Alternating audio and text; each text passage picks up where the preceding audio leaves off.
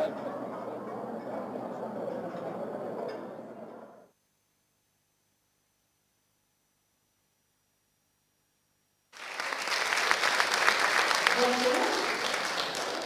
premier lieu, je voudrais souhaiter bon anniversaire à M. Desrosiers.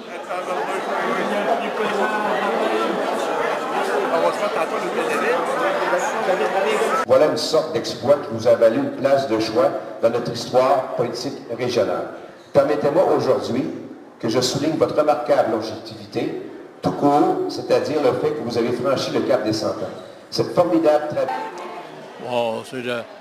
pour moi, j'étais très fier de la création du parc industriel. Pensiez-vous vous rendre à 100 ans un jour? Non, j'ai jamais rêvé ça, mais ça a bien été.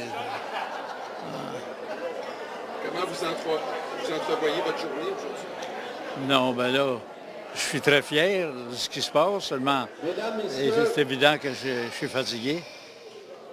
Bien, M. Desrosiers est une inspiration pour nous tous, pas juste parce qu'il a 100 ans.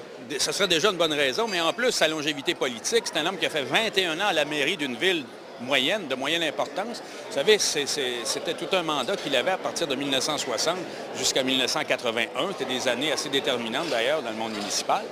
Et en plus, d'une certaine façon, on pense qu'il a préparé la fusion municipale parce qu'il était très ouvert à la collaboration avec son voisin, le maire de Trois-Rivières. Je pense qu'il avait réalisé que ce qui était bon pour Cap-de-la-Madeleine était bon pour Trois-Rivières et inversement, ce qui était bon pour Trois-Rivières était bon pour le Cap.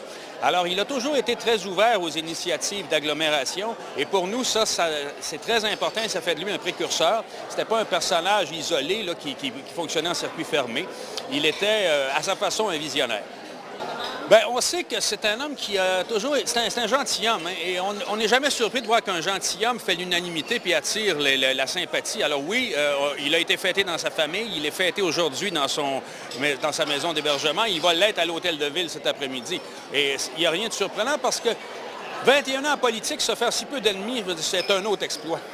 Il a quand même ses réserves parce qu'on sait qu'il conduit sa voiture et tous les jours, il va prendre son café au centre commercial. Donc, il y a encore des bonnes réserves.